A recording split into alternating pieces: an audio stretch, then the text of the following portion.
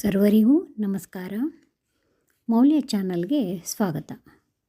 ಪ್ರಸ್ತುತಿ ಭಾಗೀರಥಿ ಹೆಗಡೆ. ಎಳೆಯರ ರಾಮಾಯಣ, ಅಧ್ಯಾಯ 3, ಸುಗ್ರೀವ ಸ್ನೇಹ, ಭಾಗ 32.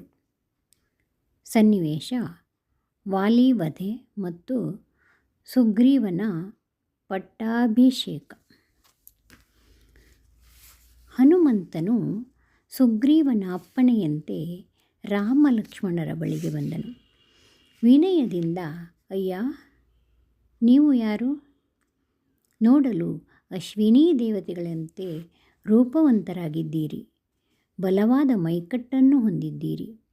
ನಿಮ್ಮ ಮುಖದಲ್ಲಿ ರಾಜಕುಮಾರರ ಕಳೆ ಇದೆ. ನೀವು ಇಲ್ಲಿಗೆ ಬಂದಿರುವ ಉದ್ದೇಶವೇನು? ದಯವಿಟ್ಟು ಹೇಳಿ ಎಂದನು. ಶ್ರೀರಾಮನು ಹನುಮಂತನ ವಿನಯ ಭಾವದಿಂದ ಸಂತೋಷಗೊಂಡನು.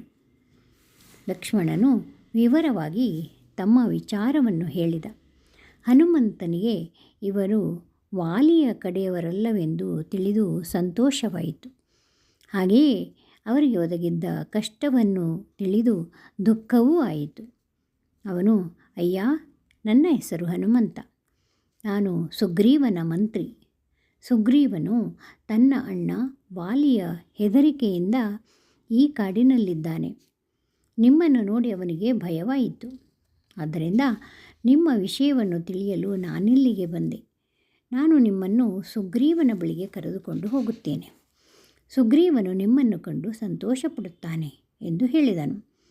ಅವರಿಬ್ಬರನ್ನೂ ತನ್ನ ಭುಜದ ಮೇಲೆ ಕೂರಿಸಿಕೊಂಡು ಸುಗ್ರೀವನಿದ್ದ ಸ್ಥಳಕ್ಕೆ ಬಂದನು.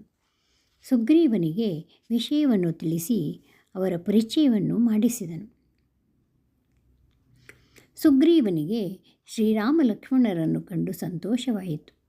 ಶ್ರೀರಾಮನನ್ನು ಆಲಿಂಗಿಸಿಕೊಂಡು, ಶ್ರೀರಾಮ, ನಿನ್ನನ್ನು ಕಂಡು ನನಗೆ ಆನಂದವಾಗಿದೆ. ನನಗೀಗ ನಿನ್ನ ಸಹಾಯದ ಅವಶ್ಯಕತೆ ಬಹಳವಾಗಿದೆ. ನನ್ನ ಅಣ್ಣ ವಾಲಿಯನ್ನು ಕೊಲ್ಲುವುದರಲ್ಲಿ ನನಗೆ ಸಹಕಾರ ನೀಡು. ನೀನು ಮಹಾಪ್ರತಾಪಶಾಲಿ ಎಂದು ಹನುಮಂತ ತಿಳಿಸಿದ್ದಾನೆ. ಆದ್ದರಿಂದ ನನಗೆ ಖಂಡಿತ ಸಹಾಯ ನೀಡಬೇಕು ಎಂದು ಪ್ರಾರ್ಥಿಸಿಕೊಂಡನು. ಶ್ರೀರಾಮನು, ಸುಗ್ರೀವ, ನಿನ್ನ ಅಣ್ಣ ಯಾರು? ಅವನನ್ನು ನಾನೇಕೆ ಕೊಲ್ಲಬೇಕು? ನನಗೆ ತೊಂದರೆ ಕೊಡದವರನ್ನು ನಾನೇಕೆ ಹಿಂಸಿಸಬೇಕು? ಆ ವಾಲಿಯು ಪಾಪಕಾರ್ಯಗಳನ್ನು ಮಾಡಿದ್ದರೆ ಹೇಳು. ಅವನು ಶಿಕ್ಷೆಗೆ ಅರ್ಹನಾಗುತ್ತಾನೆ. ಏನೂ ತಿಳಿಯದೆ ಒಬ್ಬನನ್ನು ಕೊಲ್ಲಲಾರೆ. ಅದು ಧರ್ಮವೂ ಅಲ್ಲ ಎಂದನು. ಆಗ ಸುಗ್ರೀವನು ಶ್ರೀರಾಮನಿಗೆ ತನ್ನ ಕಥೆಯನ್ನು ಹೇಳಿದನು. ಅವನ ಕರುಣಾಜನಕವಾದ ಕಥೆಯನ್ನು ಕೇಳಿ ಶ್ರೀರಾಮನು ಮರುಕಗೊಂಡನು. ಸುಗ್ರೀವನು ಪಾಪ ತನ್ನಂತೆಯೇ ರಾಜ್ಯವನ್ನು ಹೆಂಡತಿಯನ್ನು ಕಳೆದುಕೊಂಡು ಕಾಡು ಮೇಡುಗಳಲ್ಲಿ ಅಲಿಯುತ್ತಿದ್ದಾನೆ ಎಂಬುದು ತಿಳಿಯಿತು. ಶ್ರೀರಾಮನು, ಸುಗ್ರೀವ, ನಿಮ್ಮ ಅಣ್ಣನಿಗೆ ನೀನು ಈ ಆಶ್ರಮದಲ್ಲಿರುವ ವಿಷಯ ತಿಳಿದರೆ ಇಲ್ಲಿಗೆ ಬಂದು ತೊಂದರೆ ಕೊಡಲಾರನೇ ಎಂದನು. ಸುಗ್ರೀವ, ಇಲ್ಲ, ವಾಲಿ ಮತಂಗಾಶ್ರಮವನ್ನು ಪ್ರವೇಶಿಸಲಾರ. ಹಾಗೆಂದು ಮತಂಗ ಋಷಿಯ ಶಾಪವಿದೆ. ಅದಕ್ಕೆ ಕಾರಣ ಇಷ್ಟು: ಹಿಂದೆ ದುಂದುಬಿ ಎಂಬ ರಾಕ್ಷಸನು ನಮ್ಮ ಅಣ್ಣನ ಬಳಿಗೆ ಯುದ್ಧಕ್ಕೆ ಬಂದ. ಅವರಿಬ್ಬರಿಗೂ ಘೋರವಾದ ಯುದ್ಧ ನಡೆಯಿತು. ಕೊನೆಗೆ ವಾಲಿಯು ದುಂದುಬಿಯನ್ನು ಸಾಯಿಸಿ ಅವನ ಹೆಣವನ್ನು ದೂರದ ಸಮುದ್ರಕ್ಕೆ ಎಸೆದನು. ಆಗ ಆ ರಾಕ್ಷಸನ ಶರೀರದಿಂದ ಸುರಿಯುತ್ತಿದ್ದ ರಕ್ತವು ಈ ಆಶ್ರಮಕ್ಕೆ ಹಾರಿತ್ತು. ತಪಸ್ವಿಗಳಾದ ಮತಂಗರು ಕೋಪಗೊಂಡು, ಈ ಕೆಟ್ಟ ಕೆಲಸವನ್ನು ಮಾಡಿದವನು ನನ್ನ ಆಶ್ರಮಕ್ಕೆ ಕಾಲಿಟ್ಟರೆ ಸತ್ತು ಹೋಗಲಿ ಎಂದು ಶಾಪ ಕೊಟ್ಟರು. ಆದ್ದರಿಂದ ವಾಲಿಯು ಈ ಆಶ್ರಮಕ್ಕೆ ಬರುವಂತಿಲ್ಲ. ನಾನು ತಲೆಮರೆಸಿಕೊಂಡು ಇಲ್ಲಿಯೇ ಇದ್ದೇನೆ ಎಂದನು. ಶ್ರೀರಾಮನು, ಸುಗ್ರೀವ, ಹೆದರಬೇಡ, ನಾನು ನಿನಗೆ ಸಹಾಯ ನೀಡುತ್ತೇನೆ. ನೀನು ವಾಲಿಯ ಜೊತೆ ಯುದ್ಧ ಮಾಡು. ನಾನು ಅವನನ್ನು ಸಂಹರಿಸುತ್ತೇನೆ. ಇನ್ನೂ ನಿನ್ನ ಕಷ್ಟದ ದಿನಗಳು ಕಳೆದವು. ನಿನ್ನ ರಾಜ್ಯವು ನಿನ್ನ ಹೆಂಡತಿಯು ನಿನಗೆ ದೊರಕುವರು ಎಂದನು. ನಂತರ ಸುಗ್ರೀವ, ನಿನಗೆ ತಿಳಿದಂತೆ ನನ್ನ ಪತ್ನಿಯನ್ನು ರಾಕ್ಷಸನೊಬ್ಬನು ಅಪಹರಿಸಿದ್ದಾನೆ. ಆ ರಾಕ್ಷಸನು ಯಾರೆಂದು ನಿನಗೆ ಗೊತ್ತೇ? ನನ್ನ ಹೆಂಡತಿ ಎಲ್ಲಿರುವಳು ಎಂದು ಪತ್ತೆ ಹಚ್ಚಲು ನನಗೆ ಸಹಾಯ ನೀಡುತ್ತೀಯಾ ಎಂದು ಕೇಳಿದನು.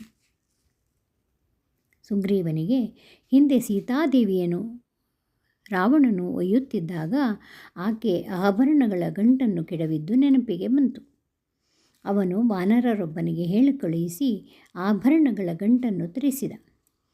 ಶ್ರೀರಾಮ, ಕೆಲವು ದಿನಗಳ ಹಿಂದೆ ರಾಕ್ಷಸನೊಬ್ಬನು ಒಬ್ಬ ತರುಣಿಯನ್ನು ವಿಮಾನದಲ್ಲಿ ಬಲಾತ್ಕಾರವಾಗಿ ಕರೆದುಕೊಂಡು ಹೋಗುತ್ತಿದ್ದ. ಆಕೆ ಹಾ ರಾಮ, ಹಾ ಲಕ್ಷ್ಮಣ ಎಂದು ಕೂಗುತ್ತಾ ಗಟ್ಟಿಯಾಗಿ ಅಳುತ್ತಿದ್ದಳು. ನಮ್ಮನ್ನು ಕಂಡು ಈ ಆಭರಣಗಳ ಗಂಟನ್ನು ಕೆಳಗೆ ಎಸೆದಳು. ಇಗೋ, ಈ ಆಭರಣಗಳನ್ನು ನೋಡು, ಇವು ನಿನ್ನ ಪತ್ನಿಯವೇ ಎಂದು ಕೇಳಿದನು. ಆಭರಣಗಳನ್ನು ನೋಡಿದ ಕೂಡಲೇ ಶ್ರೀರಾಮನಿಗೆ ಸೀತೆಯ ನೆನಪಾಯಿತು. ದುಃಖ ಉಕ್ಕಿತು, ಕಣ್ಣು ಮಂಜಾಯಿತು, ಏನೂ ಕಾಣಿಸದಾಯಿತು. ಆಭರಣಗಳನ್ನು ಗುರುತಿಸುವುದು ಅಸಾಧ್ಯವಾಯಿತು. ಸುಗ್ರೀವನು, ಲಕ್ಷ್ಮಣ, ನೀನಾದರೂ ಈ ಆಭರಣಗಳನ್ನು ನೋಡು, ಅವು ನಿಮ್ಮತ್ತಿಗೆಯದೇ ಅಲ್ಲವೇ ಎಂಬುದನ್ನು ಹೇಳು ಎಂದನು. ಲಕ್ಷ್ಮಣನು ಆಭರಣಗಳನ್ನು ಒಂದೊಂದಾಗಿ ನೋಡುತ್ತಾ, ಈ ಬೆಂಡೋಲೆಗಳನ್ನು ನಾ ಕಾಣೆ, ಈ ಮೂಗುತಿಯನ್ನೂ ನಾನು ನೋಡಿಲ್ಲ, ಏಕೆಂದರೆ ನಮ್ಮತ್ತಿಗೆಯ ಮುಖವನ್ನು ನಾನು ದಿಟ್ಟಿಸಿ ನೋಡಿಯೇ ಇಲ್ಲ. ಆದರೆ ಈ ಕಾಲಂದಿಗೆಗಳು ನಮ್ಮ ಅತ್ತಿಗೆಯದು. ನಾನು ಪ್ರತಿದಿನ ಸೀತಾದೇವಿಯ ಪಾದಮುಟ್ಟಿ ನಮಸ್ಕರಿಸುವಾಗ ಅದನ್ನು ನೋಡಿ ಅದರ ಪರಿಚಯ ನನಗೆ ಚೆನ್ನಾಗಿದೆ ಎಂದನು. ಸುಗ್ರೀವನು ದುಃಖದಿಂದ ಕಣ್ಣೀರು ಸುರಿತಿದ್ದ ಶ್ರೀರಾಮನನ್ನು ಸಮಾಧಾನಪಡಿಸಿದನು. ಅನಂತರ ಶ್ರೀರಾಮ, ವಾಲಿಯ ಮೇಲೆ ಯಾವಾಗ ಯುದ್ಧಕ್ಕೆ ಹೋಗೋಣ ಎಂದು ಕೇಳಿದನು. ಶ್ರೀರಾಮನು, ನಾವು ಇನ್ನು ನಿಧಾನಿಸುವುದು ಬೇಡ, ಈ ದಿನವೇ ಹೋಗೋಣ ಎಂದನು. ಸುಗ್ರೀವನು, ಯುದ್ಧಕ್ಕೆ ಒಮ್ಮೆಲೇ ಹೋಗುವುದು ಹೇಗೆ? ವಾಲಿಯು ಮಹಾಶಕ್ತಿವಂತ, ಅವನು ವೇಗವಾಗಿ ಓಡಬಲ್ಲ, ಬಹಳ ಶ್ರೇಷ್ಠ ದರ್ಜೆಯ ಬಿಲ್ಲುಗಾರ, ಒಂದೇ ಬಾಣವನ್ನು ಬಿಟ್ಟು ಒಟ್ಟಿಗೆ 7 ಮರಗಳನ್ನು ಭೇದಿಸಿಕೊಂಡು ಹೋಗುವಂತೆ ಮಾಡಬಲ್ಲ. ಅಂತಹವನೊಡನೆ ಯುದ್ಧಕ್ಕೆ ಹೋಗುವುದಕ್ಕೆ ಸಿದ್ಧತೆಗಳು ಬೇಡವೇ ಎಂದು ಕೇಳಿದನು. ಲಕ್ಷ್ಮಣನು, ಸುಗ್ರೀವ ಬಹಳ ಹೆದರಿದ್ದಾನೆ. ಶ್ರೀರಾಮನು ವಾಲಿಯನ್ನು ಸೋಲಿಸಬಲ್ಲನೆ ಎಂದು ಅವನಿಗೆ ಸಂಶಯ ಉಂಟಾಗಿದೆ.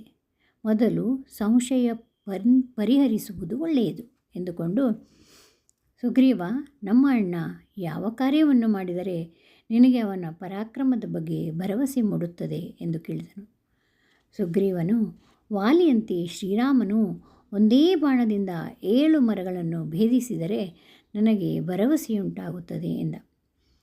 ಶ್ರೀರಾಮನು ಮುಗುಳ್ನಗುತ್ತಾ, ಸುಗ್ರೀವ, ಲಕ್ಷ್ಮಣರೊಡನೆ ಒಂದರ ಹಿಂದೆ ಒಂದರಂತೆ 7 ಮರಗಳು ಇದ್ದ ಸ್ಥಳಕ್ಕೆ ಬಂದು ಬಿಲ್ಲನ್ನು ಹಿಡಿಯಿರಿಸಿದ. ಗುರಿ ನೋಡಿ ಬಾಣ ಬಿಟ್ಟ.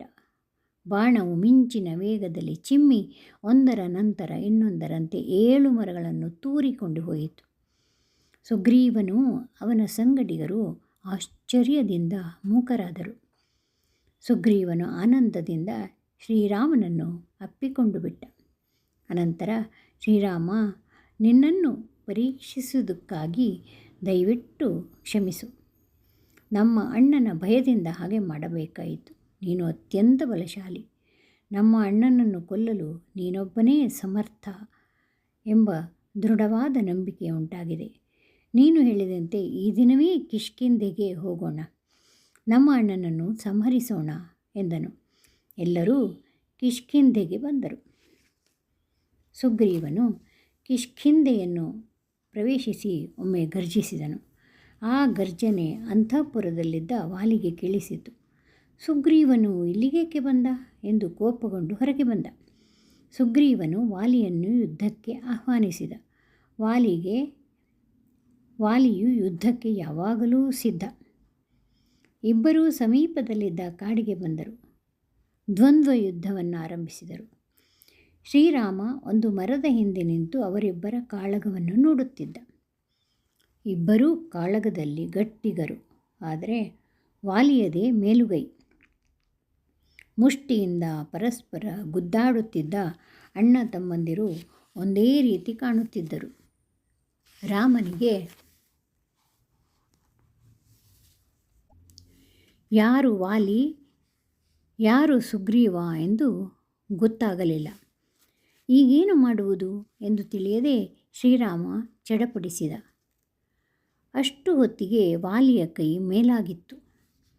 ಅವನ ಪೆಟ್ಟುಗಳನ್ನು ತಾಳಲಾರದೆ ಸುಗ್ರೀವನು ಋಷಿಯ ಮೂಕಗಿರಿಗೆ ಓಡಿಹೋದನು. ಶ್ರೀರಾಮ ಲಕ್ಷ್ಮಣರೂ ಇತರ ವಾನರರು ಅವನನ್ನು ಹಿಂಬಾಲಿಸಿದರು. ಶ್ರೀರಾಮನು, ಸುಗ್ರೀವ, ನನ್ನನ್ನು ತಪ್ಪು ತಿಳಿಯಬೇಡ. ನೀನು ನಿಮ್ಮ ಅಣ್ಣನು ಒಂದೇ ರೀತಿ ಇದ್ದೀರಿ. ಎತ್ತರದಲ್ಲಾಗಲಿ ಮೈಕಟ್ಟಿನಲ್ಲಾಗಲಿ ಮುಖಲಕ್ಷಣಗಳಲ್ಲಾಗಲಿ ಇಬ್ಬರಿಗೂ ವ್ಯತ್ಯಾಸವೇ ಇಲ್ಲ. ಆದ್ದರಿಂದ ನಾನು ನಿನ್ನನ್ನು ಗುರುತಿಸಲಾರದೆ ಹೋದೆ. ಆದರೆ ನೀನು ಭಯಪಡಬೇಡ. ನಾಳೆಯ ದಿನವೂ ಕಿಷ್ಕಿಂಧೆಗೆ ಹೋಗಿ ನಿಮ್ಮ ಅಣ್ಣನನ್ನು ಯುದ್ಧಕ್ಕೆ ಕರೆ. ಈ ಹಾರವನ್ನು ಧರಿಸು. ಇದರಿಂದ ನಾನು ನಿನ್ನನ್ನು ಗುರುತಿಸುತ್ತೇನೆ ಎಂದು ಅವನ ಕೊರಳಿನಲ್ಲಿ ಹಾರವನ್ನು ಹಾಕಿದನು. ಮಾರನೆಯ ದಿನ ಸುಗ್ರೀವನು ಮತ್ತೆ ಕಿಷ್ಕಿಂಧೆಗೆ ಬಂದನು. ಹಿಂದಿನಂತೆಯೇ ಗರ್ಜಿಸಿದನು. ವಾಲಿಯು ಯುದ್ಧಕ್ಕೆ ಬಂದ. ಅವರಿಬ್ಬರು ದ್ವಂದ್ವ ಯುದ್ಧ ಮಾಡುತ್ತಿದ್ದಾಗ ಶ್ರೀರಾಮನು ಮರೆಯಿಂದ ವಾಲಿಯ ಮೇಲೆ ತೀಕ್ಷ್ಣವಾದ ಬಾಣವೊಂದನ್ನು ಬಿಟ್ಟನು. ಬಾಣವು ವಾಲಿಯ ಎದೆಗೆ ತಾಕಿ ಅವನು ಕೆಳಗೆ ಬಿದ್ದ. ವಾಲಿಯ ಕೊನೆಗಾಲ ಸಮೀಪಿಸಿತು. ಎಲ್ಲ ವಾನರರು, ಅಂತಃಪುರದ ಸ್ತ್ರೀಯರು ಅವನ ಸುತ್ತ ಸೇರಿದರು. ಶ್ರೀರಾಮ ಲಕ್ಷ್ಮಣರು, ಸುಗ್ರೀವನು ಅವನ ಬಳಿಗೆ ಬಂದರು. ವಾಲಿಯು, ಶ್ರೀರಾಮ, ನೀನು ಯಾರೆಂದು ನನಗೆ ಗೊತ್ತು. ಆದರೆ ನಾವು ದ್ವಂದ್ವ ಯುದ್ಧದಲ್ಲಿ ತೊಡಗಿದ್ದಾಗ ನೀನು ಮರೆಯಿಂದ ನನ್ನನ್ನು ಘಾಸಿಗೊಳಿಸಿದ್ದು ಧರ್ಮವೇ ಎಂದು ಕೇಳಿದನು. ಶ್ರೀರಾಮನು, ವಾಲಿ, ನೀನು ಅಧರ್ಮಿ. ಅಧರ್ಮಿಯನ್ನು ಹೇಗೆ ಬೇಕಾದರೂ ಕೊಲ್ಲಬಹುದು. ನೀನು ನಿನ್ನ ತಮ್ಮನ ಮೇಲೆ ಅನ್ಯಾಯವಾಗಿ ಅನುಮಾನಪಟ್ಟೆ. ಅವನ ಪತ್ನಿಯನ್ನು ಅಪಹರಿಸಿದೆ. ಅವನಿಗೆ ಅವಮಾನ ಮಾಡಿ ಅರಣ್ಯಕ್ಕೆ ಅಟ್ಟಿದೆ. ಇದರ ಧರ್ಮವೇನು? ಆಗ ನಿನಗೆ ಧರ್ಮದ ನೆನಪು ಬರಲಿಲ್ಲವೇ ಎಂದನು. ವಾಲಿಗೆ ಆಗ ಜ್ಞಾನೋದಯವಾಯಿತು. ತಾನು ಹಿಂದೆ ಮಾಡಿದ ಕಾರ್ಯಗಳು ತಪ್ಪು ಎಂಬ ಪಶ್ಚಾತ್ತಾಪ ಉಂಟಾಯಿತು.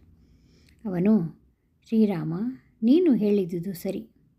ನಾನು ಮಾಡಿದ್ದು ಅಧರ್ಮ ಕಾರ್ಯ. ನನ್ನ ತಮ್ಮನನ್ನು ತೊಂದರೆಗೆ ಗುರಿಪಡಿಸಿದನಲ್ಲ ಎಂದು ದುಃಖವಾಗಿದೆ. ಸುಗ್ರೀವ, ನನ್ನ ತಪ್ಪುಗಳನ್ನು ಕ್ಷಮಿಸು. ಇನ್ನು ಮುಂದೆ ನೀನೇ ರಾಜ್ಯವಾಳು. ನನ್ನ ಹೆಂಡತಿ ತಾರೆಯನ್ನು, ಮಗ ಅಂಗದನನ್ನು ಸರಿಯಾಗಿ ನೋಡಿಕೋ. ನಿನಗೆ ಒಳ್ಳೆಯದಾಗಲಿ ಎಂದು ಹೇಳಿ ಪ್ರಾಣ ಬಿಟ್ಟನು. ವಾಲಿಯ ಮರಣದಿಂದ ಎಲ್ಲರಿಗೂ ದುಃಖವಾಯಿತು. ಆದರೆ ಮಾಡುವುದೇನು? ಅವನು ಮಾಡಿದ ತಪ್ಪಿಗೆ ಪ್ರಾಯಶ್ಚಿತ್ತ ಅನುಭವಿಸಿದ ಅಷ್ಟೆ. ಅವನ ಶವ ಸಂಸ್ಕಾರಗಳನ್ನು ನಡೆಸಿ ಕಿಷ್ಕಿಂಧೆಗೆ ಹಿಂದಿರುಗಿದರು. ಶುಭ ಮುಹೂರ್ತದಲ್ಲಿ ಸುಗ್ರೀವನಿಗೆ ಪಟ್ಟಾಭಿಷೇಕವಾಯಿತು. ವಾಲಿಯ ಮಗ ಅಂಗದನು ಯುವರಾಜನಾದನು. ಇಲ್ಲಿಗೆ ಈ ಸಂಚಿಕೆಯು ಮುಗಿಯಿತು. ಮುಂದಿನ ಭಾಗ ಮುಂದಿನ ಸಂಚಿಕೆಯಲ್ಲಿ. ಲೈಕ್ ಮಾಡಿ, ಶೇರ್ ಮಾಡಿ, ಸಬ್ಸ್ಕ್ರೈಬ್ ಮಾಡಿ. ಎಲ್ಲರಿಗೂ ಮತ್ತೊಮ್ಮೆ ಧನ್ಯವಾದಗಳು.